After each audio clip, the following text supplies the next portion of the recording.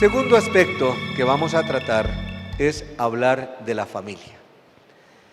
El Papa Juan Pablo II, en la Familiares Consortio, tiene esa frase que es fundamental: familia, sé lo que eres. Familia, vive tu realidad de acuerdo con lo que es esencialmente la familia. Familia, cumple la misión para la cual tú has sido creada. Y mirando nosotros en el momento de la creación del hombre y de la mujer, Dios le fijó a la familia su vocación. La vocación que es la de ser una comunidad de vida y de amor, y cuya misión es custodiar, revelar y comunicar el amor como reflejo del amor de Dios por la humanidad y de Cristo por la Iglesia. Y eso es lo que le ha dado a la familia gran dignidad y responsabilidad en el mundo. Y eso de ser familia se constituye a través de la pareja, que comparte alegrías y dolores. El Señor comparte alegrías y tristezas, que tiene esperanzas, que luchan juntos, que se aceptan y respetan como son. Una pequeña anécdota. Hace un mes estaba en la Florida haciendo algunas conferencias en distintas diócesis y tuve una cena donde una familia, y había varias personas y estábamos hablando un poco de la familia y de lo que era tan importante también el encuentro con los sacerdotes. Y entonces un señor me dice: mire lo que me pasó. Estaba con mi esposa, que es supremamente imprudente, y estaba el obispo, yo estaba al lado de él, había unos sacerdotes, estaba nuestro párroco, en fin, un grupo, y de un momento a otro mi esposa, como estábamos hablando de la planificación de los hijos y estábamos hablando de la importancia del amor conyugal, la señora le pregunta a su párroco: oiga, padre, ¿y usted cómo vive su sexualidad? Todo el mundo quedó pues con los ojos abiertos, ¿qué iba a responder? Y entonces el señor que estaba al lado del obispo le dice: monseñor, ¿se da cuenta lo bruta que es mi mujer? Y le responde el obispo: pues más bruto usted, que fue el que la escogió.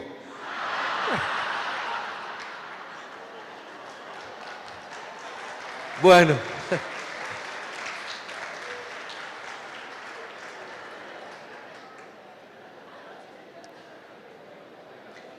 ante la crisis que viven tantas familias y que sufre la familia, hoy en la actualidad se presentan muchísimos obstáculos a la familia para que pueda entenderse, pueda entender cuál es su naturaleza y pueda cumplir su misión.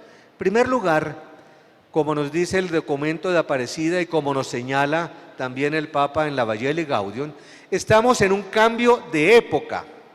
Estamos en un momento en el que de una u otra manera se está desvaneciendo la concepción del ser humano y de su relación con Dios. Un momento en el que se está dando demasiada importancia a la subjetividad, al individualismo, que lleva al egoísmo, al no preocuparse por los demás. Vemos que estamos en una sociedad en donde crece la falta de respeto, en donde hay cantidad de situaciones de violencia y de violencia intrafamiliar, en donde se debilita la alegría de vivir. ¿Cuántas familias viven aburridas? ¿Cuántos señores dicen: ay, es que ya terminé el trabajo y tengo que llegar ahora a mi casa a mirar a mi esposa ya que me va a regañar? O al contrario, ya va a llegar ese matón que me va a dar una muenda. Bueno, estamos en una sociedad en donde muchas veces el machismo influye muchísimo, en donde se va destruyendo lo que es la familia y su misión, y en donde no hay un deseo por luchar por el bien común. Y todo esto nos lleva a pensar a veces con nostalgia esa sociedad que muchos de nosotros vivimos, en donde en general se buscaba el bien común, en donde había optimismo, en donde se luchaba por un mundo mejor. Pero estamos viviendo ahora en una época que se llama del posmodernismo.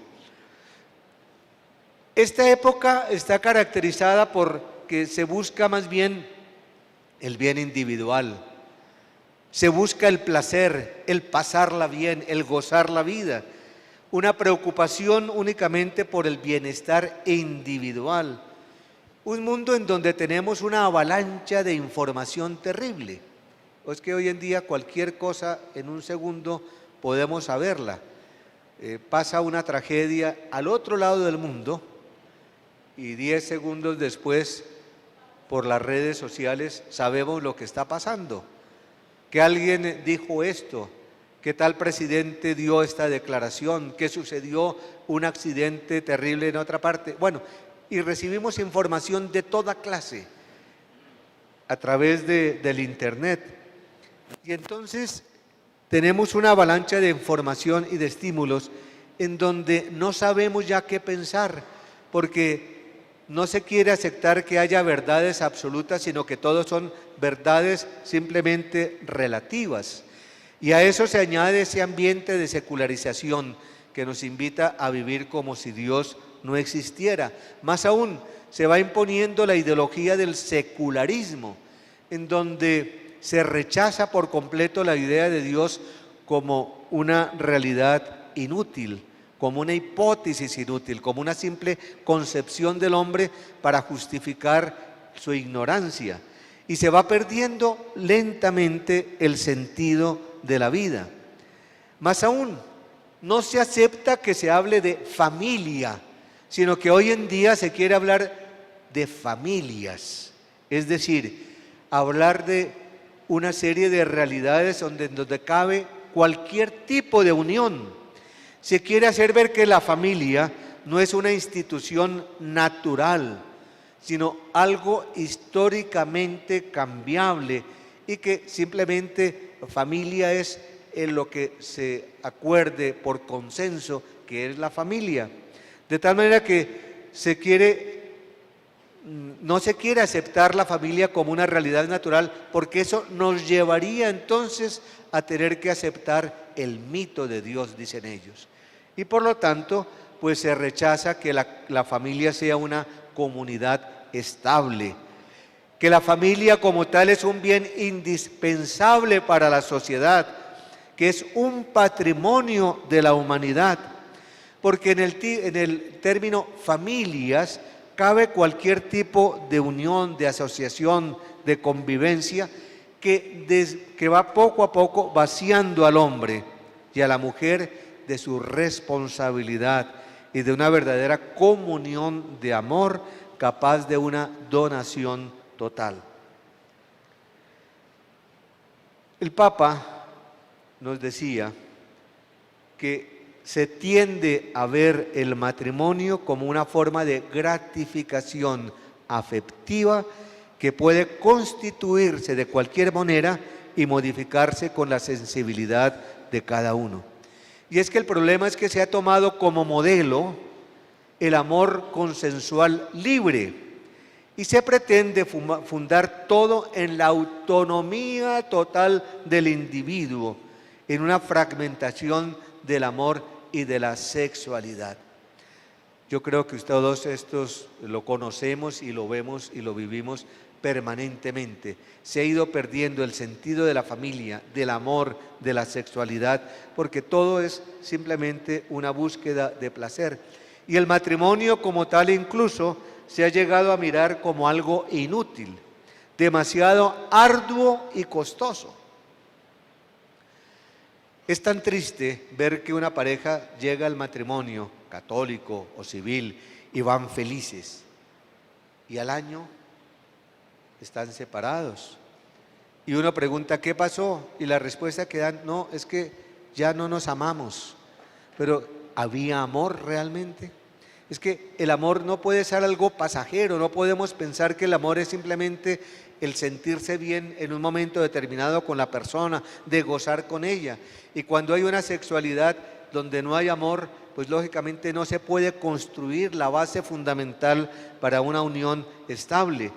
Entonces, a todo esto se añade además que ha ido creciendo esa ideología del género, según la cual el ser hombre o mujer, es decir, la masculinidad y feminidad, no están determinadas por el sexo.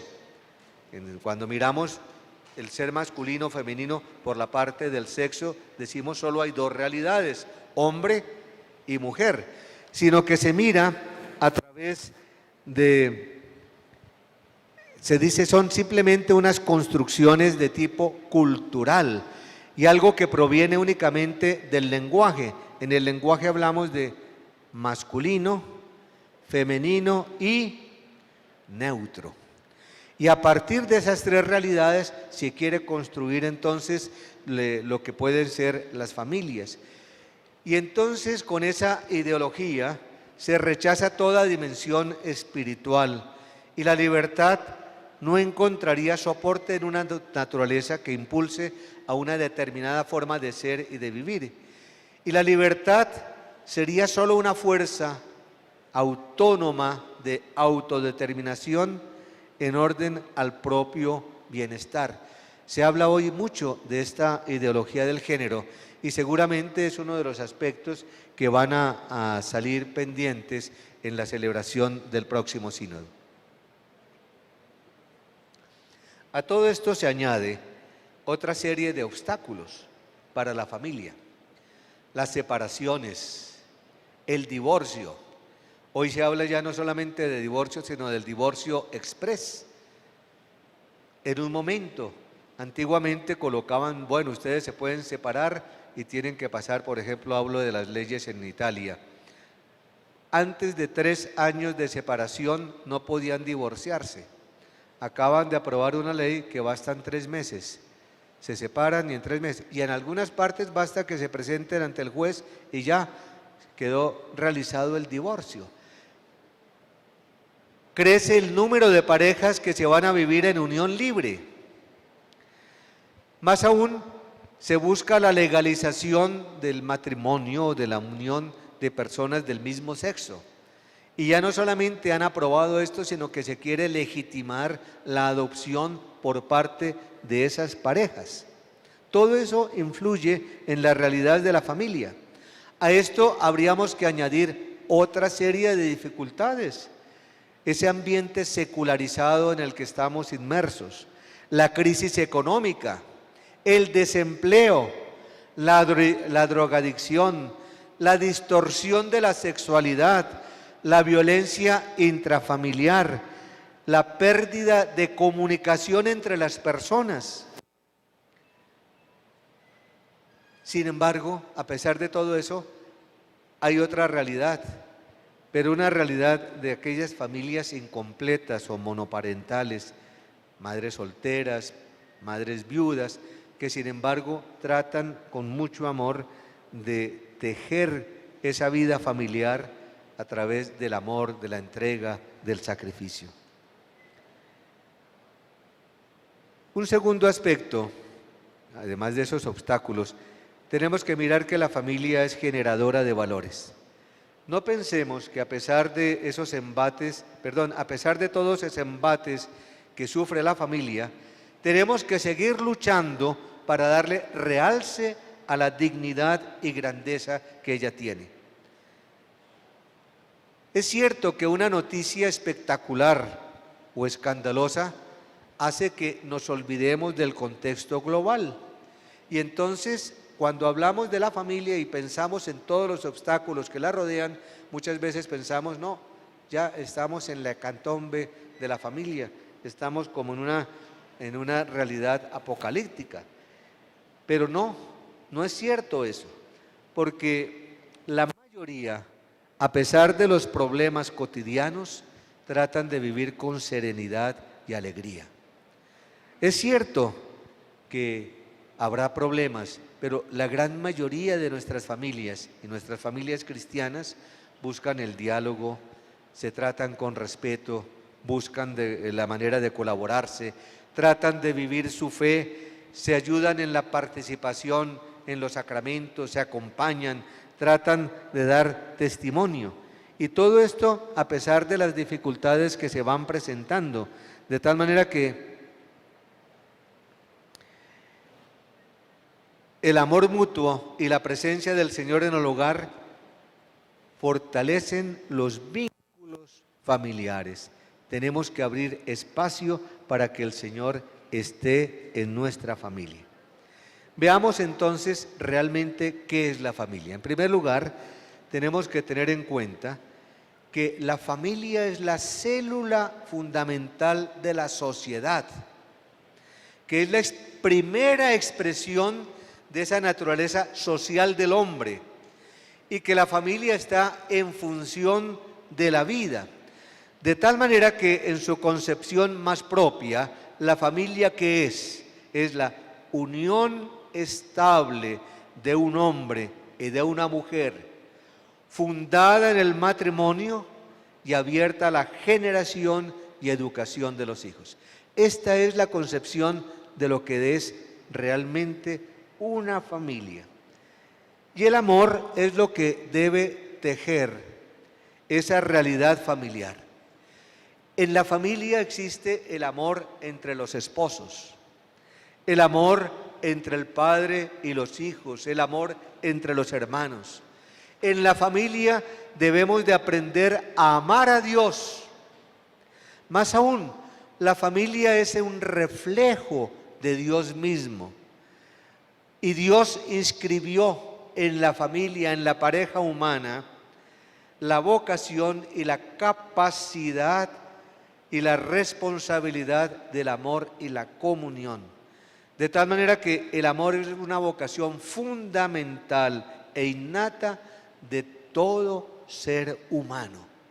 De tal manera que ser familia y pertenecer a una familia no es algo secundario.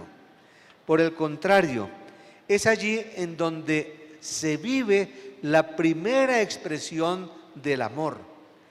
En la familia es donde nosotros podemos tomar conciencia de nuestra propia personalidad.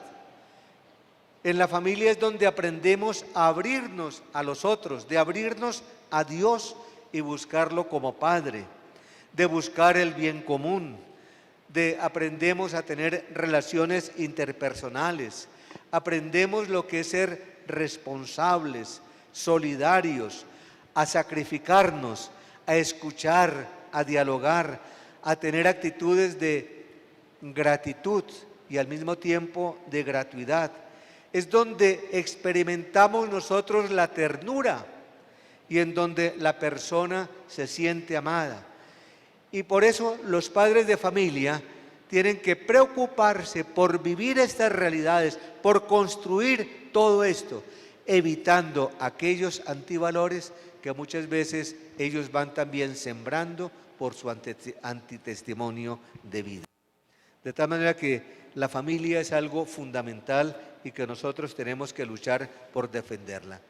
Y por eso el Papa Juan Pablo II hablaba de la importancia del Evangelio de la familia, Evangelio que nosotros tenemos que vivir y predicar. ¿En qué consiste este Evangelio de la familia? En primer lugar, miremos cómo en la pareja inicial Dios creó al hombre y a la mujer, la pareja, como imagen y semejanza de Dios. Hombre y mujer que tienen una misma dignidad y que están llamados a complementarse y a ayudarse. Cada uno debe buscar el bien y la realización de su pareja. Están hechos para que se amen y se amen de verdad, se colaboren, se respeten, se ayuden. El Papa, hablando a los novios en una gran reunión que hubo como de 10.000 parejas de novios en Roma hace año y pico, durante el año de la fe. Le hablaba a los novios y les daba una serie de consejos que eran fundamentales, y les hablaba de la importancia del diálogo y del que ellos aprendieran a respetarse, que cuando ellos se casaran y si tenían dificultades no se acostaran sin antes haber tenido un momento de reconciliación, de diálogo, de comprensión, para que pudiera conservarse ese amor.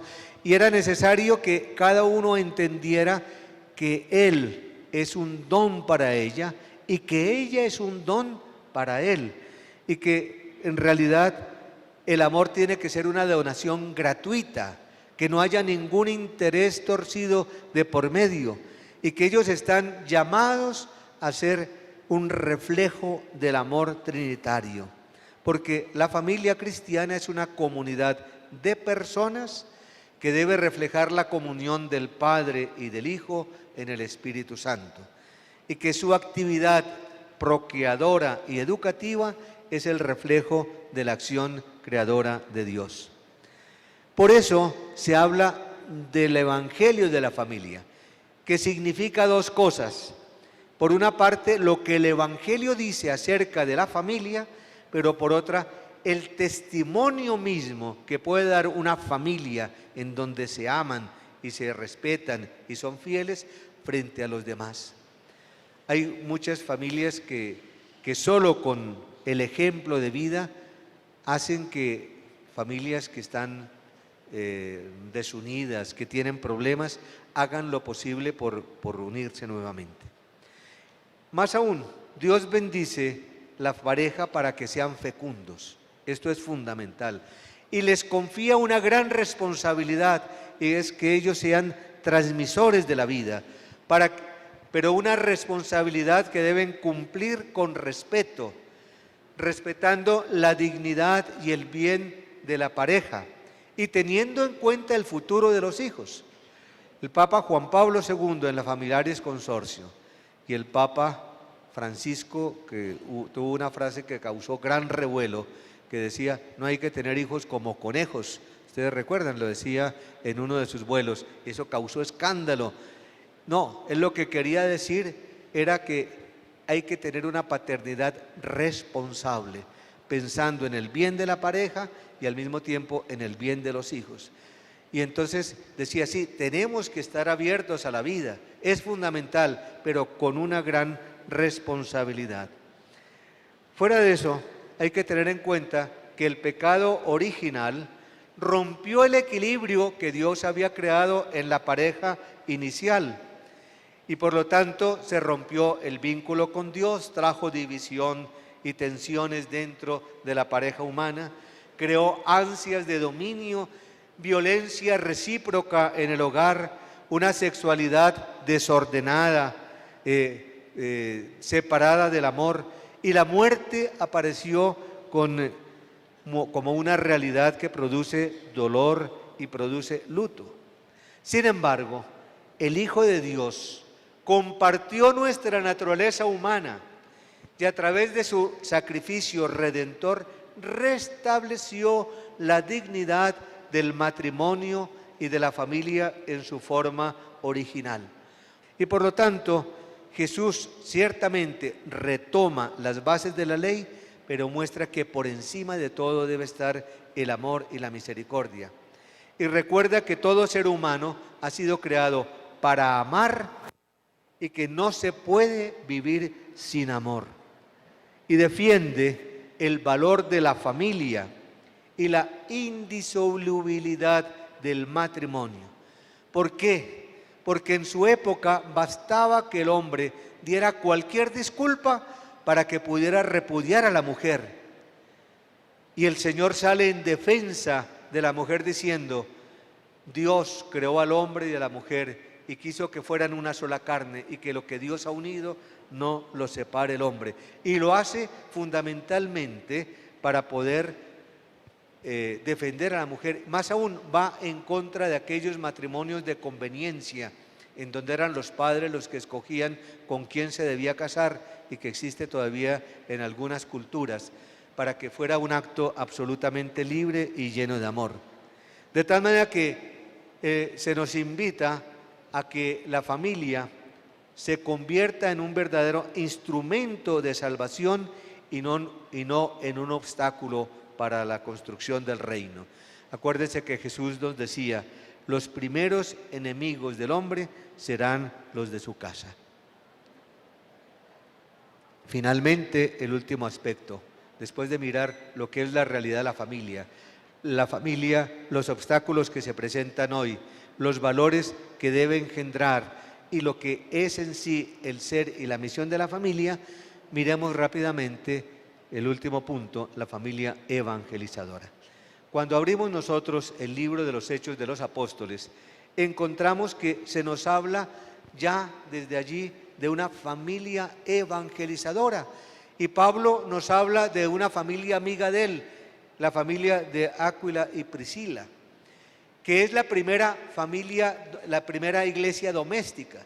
Y él dice que lo libraron a él de muchos males y que muchos paganos tienen mucho que que agradecer a esta familia, porque en su casa se reunían para recordar a Jesús, para celebrar la fracción del pan, para compartir con generosidad todos los bienes.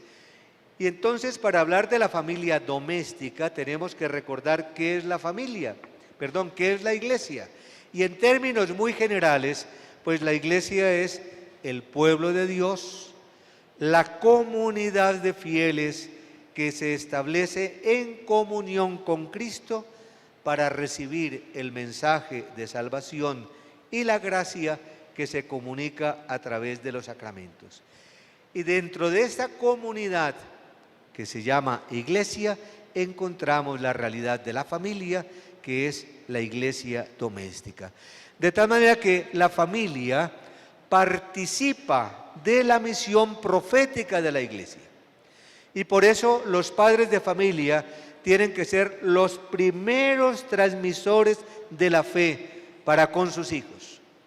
La familia tiene que alimentarse de la palabra y sobre todo de esa palabra escuchada y celebrada, sobre todo en la Eucaristía, porque la Eucaristía es la que alimenta y refuerza interiormente a los cristianos, y es la Eucaristía la que nos hace capaces de dar testimonio evangélico en nuestra vida cotidiana.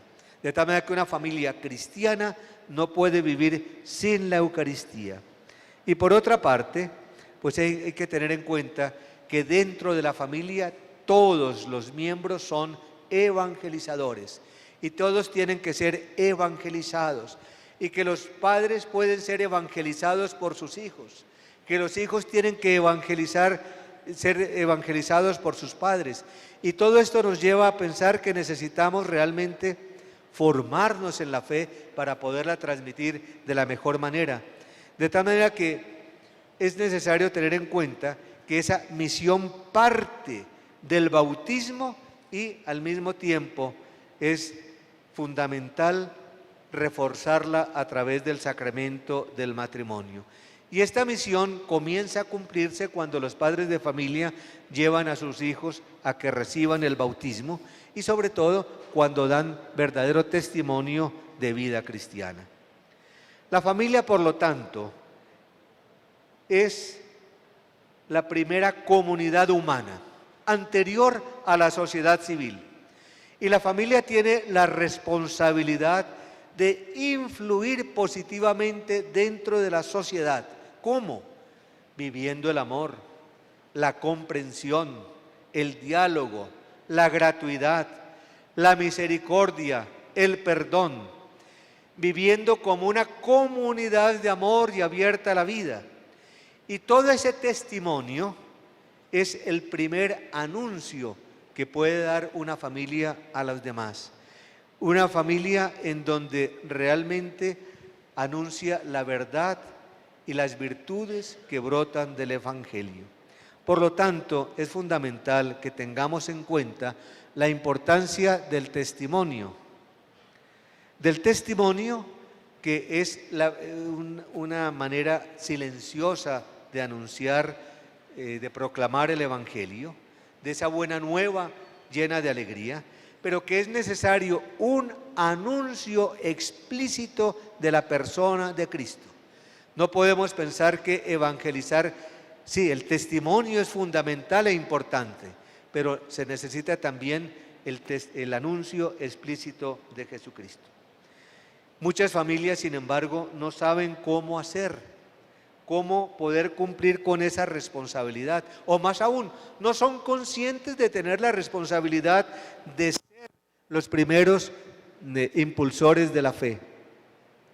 Hoy, desafortunadamente, muchas parejas jóvenes no saben cómo evangelizar porque no han recibido una formación y no han procurado formarse. En estos días hemos oído con los otros conferencistas subrayando la importancia de la formación en la fe. Tenemos que formarnos, hacer lo posible. Y hoy en día, muchos de los que están cumpliendo esa tarea en la familia son los abuelos. Los abuelos de los cuales el Papa habla que ellos son un pozo de sabiduría, que ellos realmente tienen que ser respetados y valorados en la sociedad actual. Integrarlos en la realidad familiar, no abandonarlos, no tenerlos completamente descuidados como muchas veces está sucediendo. Un sacerdote me contaba lo que le pasó en una cena. Contaba que allá en Colombia hay un plato que se llama el sancocho de viuda, que es un pescado. Y entonces lo invitaron a un sancocho de viuda y estaba pues toda la familia y habían invitado a la abuelita, ya la viejita viuda, y estaban los hijos y los nietos y bien. Y ya cuando fueron a servir el sancocho le pidieron al padre que hiciera la bendición. Y el padre comenzó la bendición diciendo: Señor, te damos gracias por esta viuda que nos vamos a comer. Y la viejita saltó diciendo: Padre, a mí no, por favor. Bueno, lo importante es que integremos siempre a los abuelos y les demos importancia en la familia. Y el Papa dice, además, démosle importancia a los jóvenes. Los jóvenes son fundamentales en la iglesia. Y es que muchas veces no sabemos cómo acercarnos a ellos. Nos da miedo a nosotros como pastores educarlos. A los papás les da miedo hablar a los hijos porque les responden con un grito. Tenemos que cambiar esta realidad, no darnos miedo de darles ejemplo, de hablarles con cariño, porque si los jóvenes no son evangelizados hoy, no podrán tampoco cumplir el día de mañana con esta responsabilidad de ser los transmisores de la fe. Y por eso tenemos que hacer un esfuerzo para que realmente ellos caminen con nosotros. El Papa decía, es que los jóvenes encontramos en ellos un gran entusiasmo y dinamismo que tenemos que saber aprovechar. Muchos de ellos están buscando vivir con autenticidad y están hastiados de lo que el mundo de hoy les presenta. Y dice, qué bueno es que los jóvenes callejeen la fe, es decir, que den testimonio allí en donde se encuentren, en cualquier circunstancia. Pero para esto entonces es necesario prepararse con sencillez y vivir con alegría la cercanía de Jesús. Cumplir la responsabilidad de los deberes familiares, dar ejemplo en el hogar, orar juntos, participar de la misa dominical, realizar obras de caridad, ser serviciales, de mantener viva la devoción a la Santísima Virgen en la familia. Esto es absolutamente fundamental. Tener entonces actitudes de convivencia que ayuden a vivir con gozo la fe cristiana dentro del hogar. Y para eso el Señor señalaba un criterio fundamental en el Evangelio que nos dice, sean misericordiosos como el Padre es misericordioso. No juzguen y no serán juzgados. No condenen y no serán condenados. Perdonen y serán perdonados. Den y se les dará. Estos son criterios evangélicos para vivir con fidelidad y gozo la fe cristiana. ¿Y esto qué supone? Evitar los prejuicios. Muchas veces juzgamos a las personas porque tenemos prejuicios y nos equivocamos generalmente. Evitar los chismes. El Papa sí que habla de eso. No nos dejemos llevar por los chismes. Evitar las críticas. Más bien ver cómo reconocer lo bueno que hay en las otras personas, en las familias. Tener la valentía de perdonar y ser reflejo vivo del amor y de la misericordia de Dios. Por lo tanto, la familia se construye apoyada en el amor divino. La familia no puede ser algo simplemente pasajero, no es una realidad, llamémosla así, desechable. Y por eso el gran desafío de la familia cristiana es estar juntos y saberse amar para siempre. El Papa, en una catequesis, si no me equivoco, de la semana pasada, hablando en la Plaza de San Pedro, decía: así como en el Padre Nuestro decimos, perdona nuestras ofensas, danos hoy el pan nuestro de cada día, dice, la familia debería decir siempre, Señor, danos hoy nuestro amor de cada día. Que todas las familias recitaran eso día tras día, porque el amor cotidiano, dice el Papa, es el pan del alma, el que lo sostiene para seguir adelante. De tal manera que su testimonio es el primer paso para irradiar la alegría que brota de tener a Cristo en su hogar. Pero para poder realizar todo esto es fundamental apoyarnos en la gracia del Espíritu Santo. No pensemos que solos podemos cumplir con esta tarea. El Papa nos decía, la familia es el primer camino de la Iglesia. La familia es el espacio humano para el encuentro con Cristo. De tal manera que todos los miembros tienen un rol importante en el interior mismo de la familia. Todos los miembros de la familia estamos llamados a ser discípulos misioneros. Discípulos misioneros, en primer lugar, dentro de nuestro propio hogar, pero al mismo tiempo saliendo a evangelizar a los demás. De tal manera que la familia ha de ser un camino de realización de la vocación a la santidad. Por tanto, el Papa nos dice, el futuro de la Iglesia y de la sociedad pasa a través de la Iglesia doméstica, que es el corazón de la nueva evangelización. Por lo tanto, mis queridos amigos y amigas, hagamos todo lo posible para que con la gracia del Espíritu Santo podamos irradiar la alegría del Evangelio que debe reinar en la familia evangelizadora. Ustedes deben ser los protagonistas de la nueva evangelización, viviendo esa realidad al interior de su familia y haciendo de sus familias una auténtica iglesia doméstica. Gracias.